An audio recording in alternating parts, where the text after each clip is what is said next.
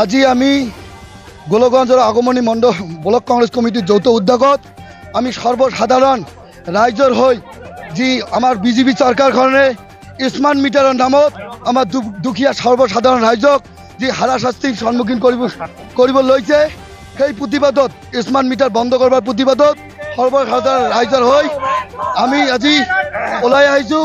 আমাৰ কাৰ্যসূচী আমি চৰকাৰক এটাই বিনম্ৰভাৱে অনুৰোধ জনাম, আমাৰ অসমত আপোনালোকে স্মাৰ্ট মিটাৰ বন্ধ কৰক আৰু দুখীয়া ৰাইজক সহায় দিয়ক। দুখীয়া ৰাইজক সহায় দিবলৈ মই অনুৰোধ কৰিলোঁ। অন্যথা ইয়াৰ পিছত আমি আৰু ভয়ংকৰ আন্দোলন গঢ়ি তুলিবলৈ বাধ্য হ'ম।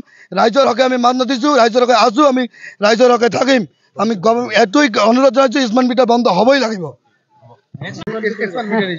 আজি আমি যিটো আন্দোলন কৰিব আহিছোঁ এইটো স্মাৰ্ট মিটাৰৰ বিৰুদ্ধে, কাৰণ আমি দুখীয়া মানুহবিলাকৰ কথা চিন্তা কৰি আমি এই আন্দোলনত আহিছোঁ।